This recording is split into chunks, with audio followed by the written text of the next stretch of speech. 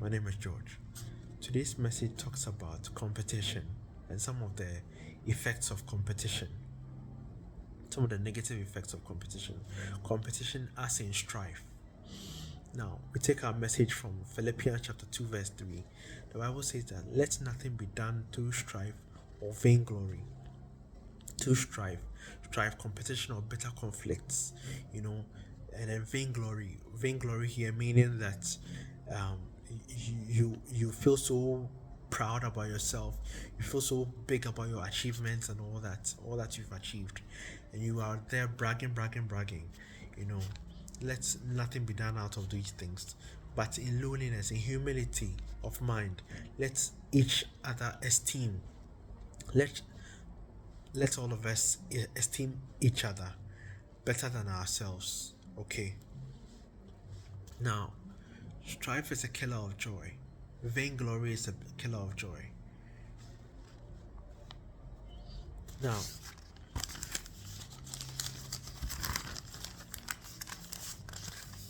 what are the harmful effects of competition and strife? Competition makes you focus on people rather than making an impact. It makes you focus on people rather than making an impact. There are people in this world that compete so much. They want, you know, they want to copy everything somebody's doing and even try to outshine the person. No. You're supposed to for me, I live my life to make an impact. I live my life to make an impact in this world. I'm not focused on what somebody's doing. No. That's no. I won't waste my time like that. I'm here to make an impact and to share messages that will empower the next generation. Now, it doesn't make it makes it doesn't make you a man of vision. If you are always competing, you will not be a man of vision. It fuels strife and conflicts. It fuels bitter conflicts and strife. Competition. You want to outshine somebody. No. It decreases your self-esteem, and those who fall short always have a low self-esteem, and they have low self-confidence. Now, it leads to short-term thinking. Your mind, all your focus is that you want to outshine somebody. So you think very short-term, very shallow, very short-term. You are just about whatever you do now to compete with the person. It reduces creativity because you are focused on just whatever you want to do right now to outshine somebody. It damages relationships.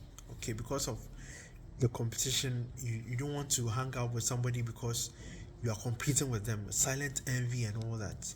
It leads to unethical behavior such as cheating, lying, and all that. Now, it causes a mental health strain because you want to match up, and there's no way you can match up. So every time you are trying to put yourself in a position where you are better than the other person. Now,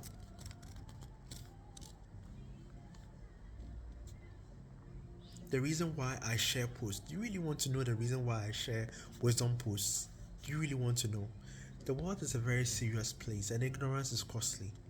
The world is a very serious place and ignorance is costly. Some of the messages I share about immorality, about if somebody had heard it earlier in their lives, they would have not been engaged in abortions or a promiscuous behavior that led to their misfortune or their predicaments.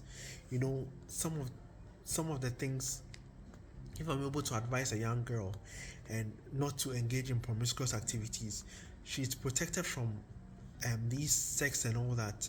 And she guards herself, she guards her life away from all these things that will harm her, and she's able to grow and become a responsible parent or adult. Now, if you don't advise them, you see that their lives will take a downturn, and at the end of the day, they become a problem to society. Now, the brevity of time on earth, because of the brevity of time on earth, I advise people because of the limited time we have on earth. Sometimes you go into somebody's Facebook post and then they've clicked the bucket, like they've died.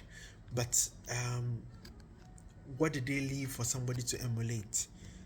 What did they learn in this world? What have they learned in this world to make somebody's life, to leave for somebody, to leave there for somebody to emulate or to empower somebody?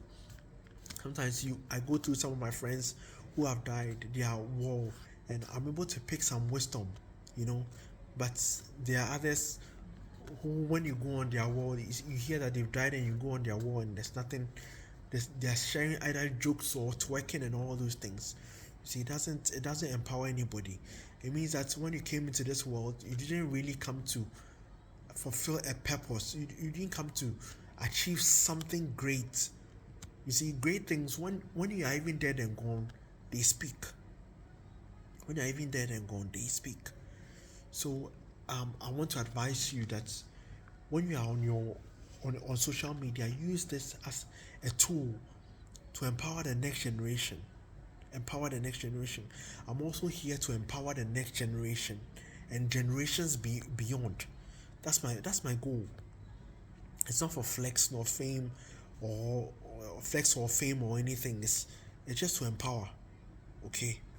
Now, I'm also here to leave lasting impact on generations. Okay, lasting impact on generations. Now, what's my advice to you? You want to know? Okay, what's my advice to you? My advice to you is that you don't live to outshine people.